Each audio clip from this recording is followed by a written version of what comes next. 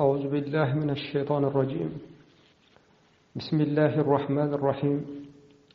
الحمد لله رب العالمين. اللهم صل على سيدنا محمد وعلى آل سيدنا محمد وسلم. ربنا آتنا في الدنيا حسنة وفي الآخرة حسنة وقنا عذاب النار. ربنا لا تزغ قلوبنا بعد إذ هديتنا وهب لنا من لدنك رحمة إنك أنت الوهاب. اللهم حبب إلينا الإيمان وزينه في قلوبنا وكره إلينا الكفر والفسوق والعصيان واجعلنا من الراشدين. اللهم اجعل سيئاتنا سيئات من أحببته ولا تجعل حسناتنا حسنات من أبغضته. اللهم إنا نسألك العافية والمعافاة في الدنيا والآخرة. اللهم إنا نسألك العافية والمعافاة في الدنيا والآخرة. اللهم وفقنا بمنك للصواب. اللهم آمين. السلام عليكم ورحمة الله وبركاته. توبا مصر بغروفو أمبي مامبور بلا جلنفو كرمو أني لامريكلا سيتي كولاسي باو بيرو كونو مغو أمبي بلا جلنفو أمبي دو كاوي أمبي دو نين أوفي على كامبي صوابا ما على كام كنجا يا ربي على كان لمن أثبتي يا ربي على كان بلو لمن أجوني على كان فقال لمن أجوني على كان كل لمن أجوني يا ربي على كان فرجون كنا نديوكا على كان فرجون كنا نديوكا على كان فرجون كنا نديوكا يا ربي أمبي توحيد بابو كنا لمن أجوسي ورو أمي كما أوديكا أمبي جوسي ندورنا أن أويه الإيمان بيوم القيامة نو يدولا بني no ye kiyama donye no ye jo donye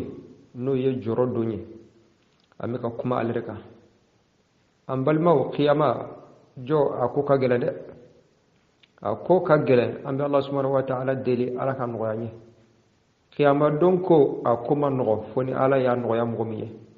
ala kan ngoyanye ya rabbi joro geleya yang ankata da o bela jilma khiyama dona awa nema fana da o fana bi ala mambe Allah subhanahu wa ta'ala dili aywa ala kan ke arjana kono dunya ya rabbi kan kista sumama kuma wala hadam min be ablobi o be boli lahara don ko gelema bado ka lahara don ko gelema bado lahara don ko gelem gacha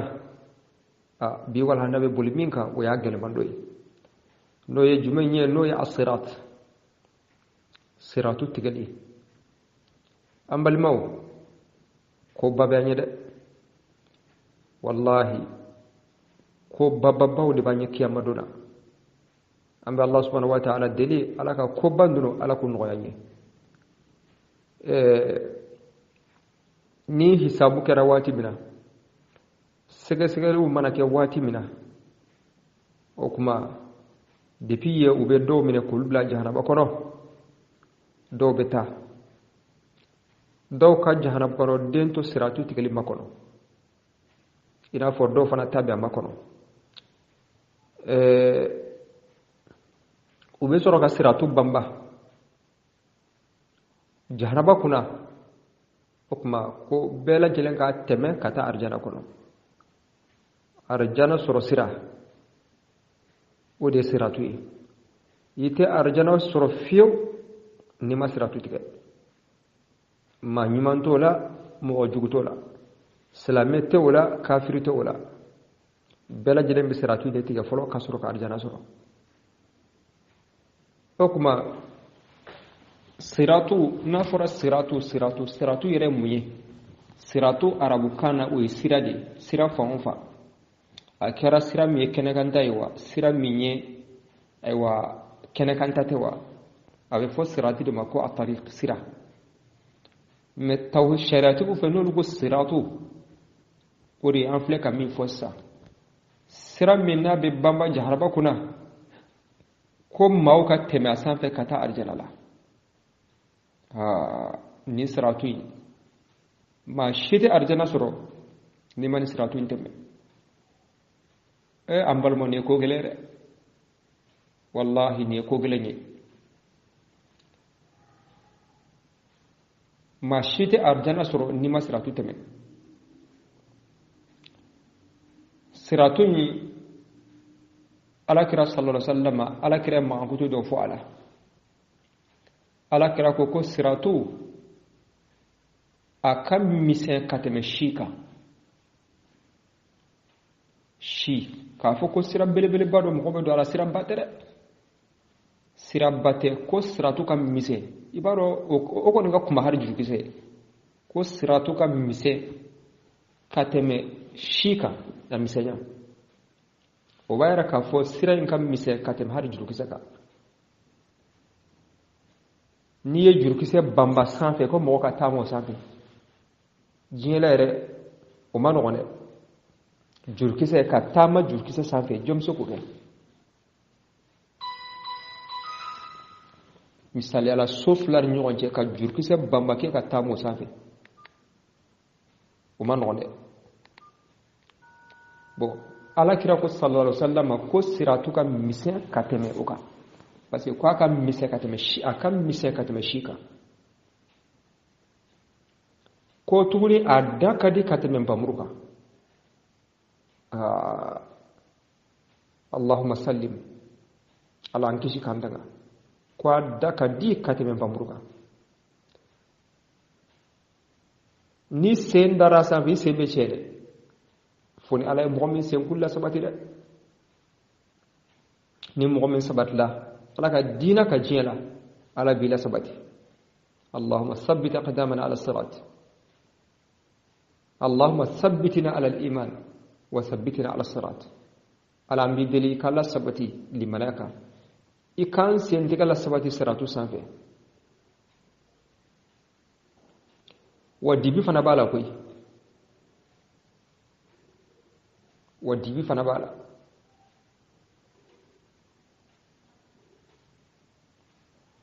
o kuma dibi bala fame dibi akan misen adakadi wa dibi bala mi yɛrɛ ka jugunaw bɛlɛ fana a bambalen de bɛ jahanaba sanfɛ k'a fɔ ni binna i bɛ segin ka na yɛlɛ tuguni la ni binna ka bɔ y'a bannen e tɛ sigi bilen siratu bambalen bɛ jahanaba de kunna i binna dɔrɔn o kɔrɔ i taara jahanaba la nin ye ko gɛlɛn dɛ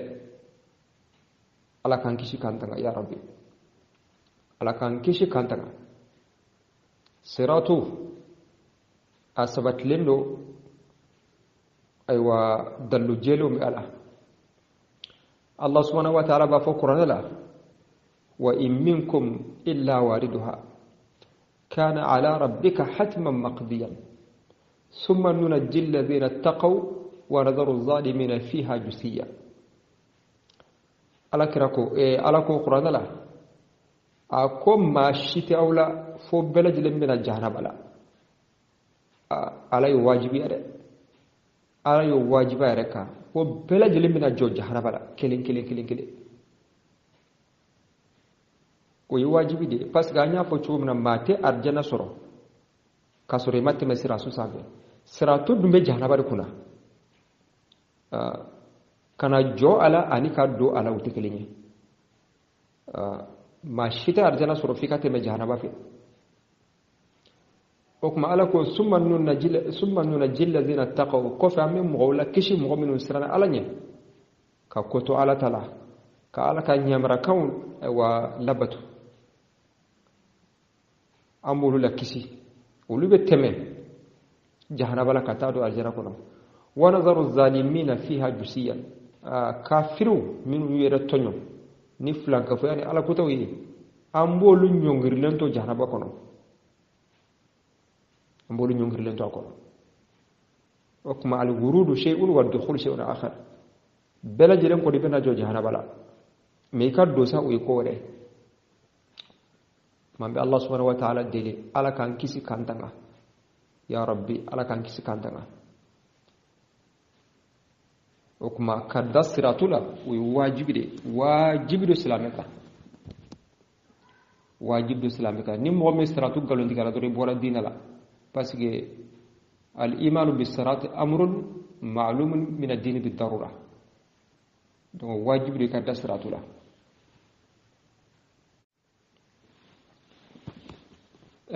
وعن أبي هريرة رضي الله عنه أبي هريرة عليكو أكاكما كندولا حديثة على كراك حديثة دبي حديثة كنت لك جا حديثة بكما كياما دون كوكا أبو هريرة كوكو على كراك صلى الله عليه وسلم ويضرب الصراط بين ظهري جهنم فأكون أنا وأمتي أول من يجيزها كوبي الصراط بمبه جهنم كنا جهنم تشما ko ale kira anaka manton olu foro de be siratu tige parce que arjana haramelendo bela jelenga fo ala kira naka manton kado ala kira naka manton foro de be jahannaba kono o kuma koroy olu foro de be siratu tige parce que yesratu temedro arjana yesratu tige doro way arjana kono den sabatle أن الله سبحانه وتعالى دليل على كم سبما وعن أبي هريرة وحذيفة رضي الله عنهما ويامنك أبي هريرة مع حذيفة يل على من الجوف لما كو على كرا صلى الله عليه وسلم حديث أبو بكر وحديث الشفاعة أحاديث كنت لك جا سورنالدو حديثا أن ربنا سي سورنالدو ما إن شاء الله درسو لما ينفع فيه أبي حديثا يمكنه ko ubena muhammadu ma manto mena katara alakirama alakira be wuli aywa abe allah subhanahu wa ta'ala deli ala ko ala kiriti danfo nyon ci ala be kiriti okuma no bela jelente mena wati mina ubeta siratu bamba segesgeli ko fe siratu be bamba ko bela jelen ka teme ka jana segere okuma mogo be siratu teme mogo ka teme cogo te kelen ye wa tursalu al-amanatu war-rahim fataqumani jambatay sirat yaminan wa shimalan okuma ko ube danaya ani sinji olu fila beta jo siratu kera fila kelen beta jo kiniyan fanfɛ kelen beta jo ewa numeyan fanfɛ o kuma danaya min dari kan Allah subhanahu wa ta'ala fanfɛ danaya min dari kan adamadenw fanfɛ ni o danaya min fa o danaya beta jo siratu kiniyan fana walima a numeyan fanfɛ kuma shinji mɔgɔ min y'a shinji tugu i ma shinji tigɛ i hinɛla sinjiw la i sinjiw kanu o kuma diɲɛ la yan nɔ shinji ala be shinji ke danfen do yo fana bita jo siratu ewa i kerefe kuma shinji ani danaya kelemeta kini fe kelemeta duma fe ni ku be bi olu bi mine killa sabati siratu sanfe ni ku be bi olu bi imine killa sabati siratu sanfe kuma foi bita awa sekuna wati mina kuma fenworo be no minu be mola sabati siratu sanfe ina foi ka seliw ni ka sun olu bela jerem se ka mogola sabati siratu sanfɛ mais kɛrɛkɛrɛnyala wa nunu de kofora sinji ani danaya bon même danaya ala batu bela jerem be do kono parce que ala danaya di bilika ka taklifu biluka ki jako yani fendo yi o kuma ni yolu ke ye danaya minan fa ni molu ke ye danaya borto o kuma arama dombe teme siratu sanfɛ cogodi ala kira ba fo fayamurru awwaluhum kalbarq ko mo folo olu be teme ko mi sanyigeru mo be siratu teme la hala chama de la mo be siratu teme la hala chama de la minun kafsa katama bela jelenga minun ka teme chugo kai katama bela jelenga olu teliya be ko mi sanyigeru siratu na misanya adadiya ani dibi olu jora siratu la damne la viun ubuti rasura akere kelina ko teliya be ko mi sanyigeru chugo sanyigeru aywa o koni o teliya koni ndai okuma qala rawi ko qultu nako bi abi anta wa ummi ala kira nebe kuma boni fani bay ayu shay'in kamar al barq fen jumen nebe ko mi sanyigeru teme chugo ala kira ko alam tarahu ila al barq kayfa yamurru wa yarji'u fi tarfat ayn ko yele aw nyete sanyigeru lawa abet teme nyetu na yele sanyigeru ibseka sanyigeru ye chefla ka laje ka kala ka laje tugudi sanyigeru se ka ye chefla ale dai ye ko kileni iya yedro viu hakada ma sanyigeru telia ko do be ulu be saratu tebe ulu telia bete u jora kungele na wasoro pati u rasoro kungele na summa kamar rihi o ko fe do be siratu teme ina fo fiyetugo ulu tele be ko mi fiyetugo summa kamar tayri o ko fe aywa do be siratu tige aywa komi kono do ka tele be komi kono ma bela jilimba tige ka be ika bara chugo ba ika bara be niveau mina ibe siratu tige ka be au niveau de ma ni ka bara ju cera iko be girinya do be boy ka vitesse la parce que bara ju doni ibori nyoni iboro doni ka ile siratu sanfe ni bara ju cera ika doni be giriya doni mana giriya ka ba ise be sumaya ambe Allah subhanahu wa ta'ala deli ala kanan sen sumaya nan ka junubu ye ala kanan sen sumaya ya rabbi ala kanan sen sumaya ونبيكم قائم على الصراط وباسو على كرا جولم الصراط سانفه على كرا بفو يا ربي سلم سلم سلم سلم على غام منتون كيسي على غام منتون كيسي على غام منتون كيسي على غام منتون كيسي على كرا بدو كوي دو بي اولو سيمbe dese اولو بي dese ka siratu teme o be jo chamantelo wa fu be bi o ka bar mo mena o mena katemenu doga selu be umine katemenuye doga sumena umine katemenuye do be dese tamala fobu sigide kamunu masratu sanve do be dese tamar la pew o wu sigide kamunu ma do ba tiketi do be labanga bi akono alakira sallallahu alaihi wasallam ako wasiratu kera flafe aw wulu be jahanaba wulu be olu fana ba ese kubi is samaki bla jahanaba kono ma bita soro wulu nu automatiquement a be kodi bala ni karta sere ba mine bita soro kodi do donelu ala numéro do bila ko kodi do wulina ni karsa sera dro ni jama chamay ni karsa sera dro ayamine donc automatiquement idan Allah subhanahu wa ta'ala manulu nyamro kam mo mine ubi mine ubi do wagashi ulibe progoto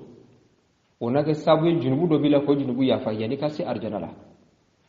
ubi do pourti ko luje ko lu wagashi ku farbe tie mais olu te bi jahanama kono olu se ka teme ona ke junubu do bila ala go junubu yafa ni yani kase arjana ba wa do be ko bolu sama ko fili jahanama kono mambal maw siratu manone siratu manogo anda Allah subhanahu wa ta'ala del alaka siratu no yani wallahi siratu manogo akam mise kateme shika adaka di kateme lamuka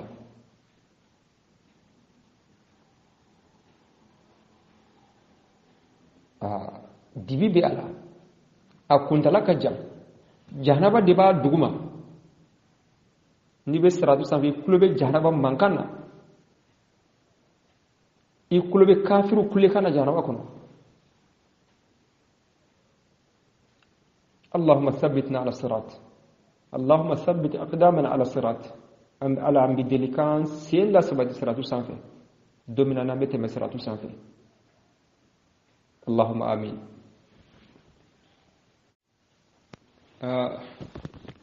أمبل موس لهرا دونغوني كباريو مغوبة فين فو على والله يبي دوني فو على يبي فين فو لهرا دونا يبي دوني فو على parce que fɛn min don a réalité yɛrɛ min ye mɔgɔ tɛ se k'a fɔ diɲɛ la yan lahara dɔ yɛrɛ ko yɛrɛ ye réalité n'i ma don a la yɛrɛ a réalité tɛ se ka fɔ nɛɛma min bɛ diɲɛ la nɛɛma min bɛ lahara u tɛ se ka compare ɲɔgɔn na hari n'i y'a ye ala bɛ arijana nɛɛma misaliya ni fɛn ye diɲɛ la an bɛ min dɔn o ye i n'a fɔ kuma dɔnnaw ko n'i bɛ fɛn fɔ mɔgɔ ɲɛna i b'a fɔ a ɲɛna a b'a faamu cogo min na ala be arjana nemaw compare ni jien nemaw ye pour que anga famule abe arjana nemaw misaliya ni jien ni awa jien nemaw ye pour que anga famule parce que arjana nema yere mindo na yere forante ka fam ko de kama ima ya ala kiraba sallallahu alaihi wasallam ko nema do be arjana kono mama delika nyona ye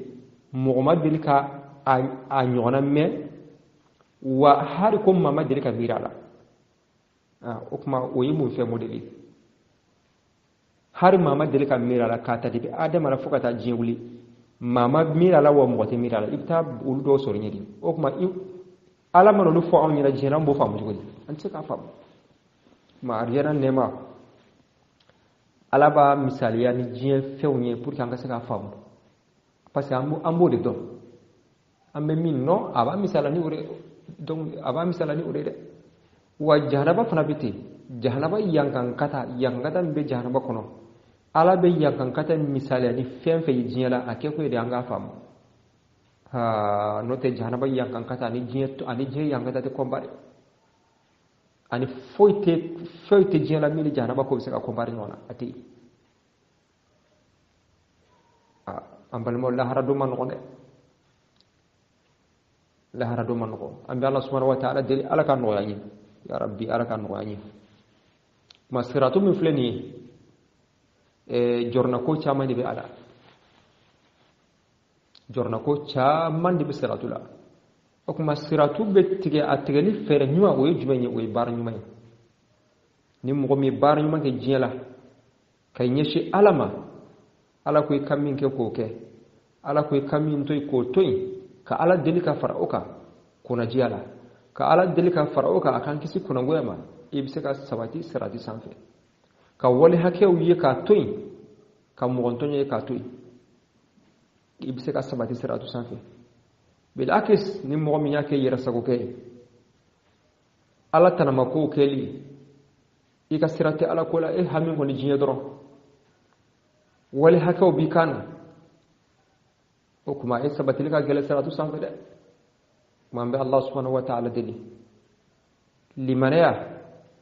ala ka sabatan sukuna limanaya ala ka sabatan sukuna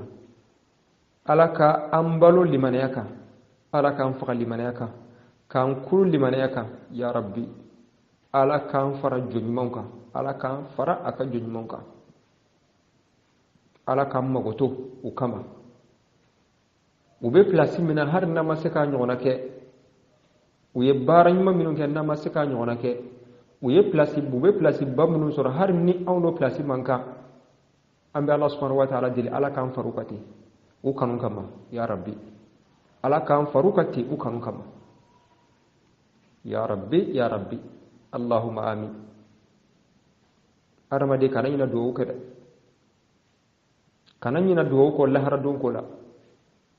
jiya kani marasa kana so fiu jiya ki marasa kananyina ikal lahara don ko yara ha jiya nyana ma nye kuntala fitini de kuntala fitini jiya nyana ma nye kuntala fitini e shi mana cha togo san keme ko ni mi yosara ma fo oye aywa si jansoro ni mi nye keme sora mba fo ko si jansoro lahara nyana ma yadu lahara nyana ma ye aywa jiya nyana ma fitini nye munye lahara takoro يوم كان مقداره 1000 سنة lahara dom kile kelen be komi la jiye dom bakile oni jiye be ko mari nyona wa hidunga hera soroli ani tacheli a bela jilen be ke o nyina me fitini ni kono o nyina me fitini min ne ala yo be ka garsigala ika jiye yode wodi ka lahara no ta ton e ka fo itala ko may jija ika o ala fle ko wati ngur min dima ika utiliser helala foy kanato jebi marse kanyina lahara ko ambal mawni kuma bayre ambe Allah subhanahu wa ta'ala dili alaka ambe kishi alaka ambe tanga amunu be ka fo amunu be ka lame ambela jilenga do ke nyoyi islamé do ke i aw ibalma islamé bela jilay anga do ke nyoyi were yelli manaya aywa o fem bilbil bad islamé la islamé ka do ke ibalma islamé mambe Allah subhanahu wa ta'ala dili ha jahannaba ala kan kisi ama lahara gelaya qiyamah don gelaya ala kan kisi ama ya rabbi ala ka angar sig arjana la siratu min namika kuma ka ambe Allah subhanahu wa ta'ala dili ala kan sin kun sabati siratuka ya rabbi اللهم ثبت أقدامنا على الصراط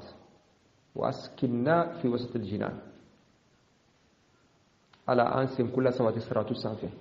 على مدلي كانسم كل سوات الصراط السافة اللهم آمين اللهم آمين اللهم آمين ما من كتاب لانه ربنا آتنا في الدنيا حسنة وفي الآخرة حسنة وقنا عذاب النار وربنا لا تزغ قلوبنا بعد إذ هديتنا وهب لنا من لدنك رحمة إنك أنت الوهاب اللهم صل على سيدنا محمد الفاتح لما أغلق والخاتم لما سبق ناصر الحق بالحق والهادي إلى صراطك المستقيم وعلى آله حق قدره ومقدار العظيم سبحان ربك رب العزة عما يصفون وسلام على المرسلين والحمد لله رب العالمين والسلام عليكم ورحمة الله وبركاته.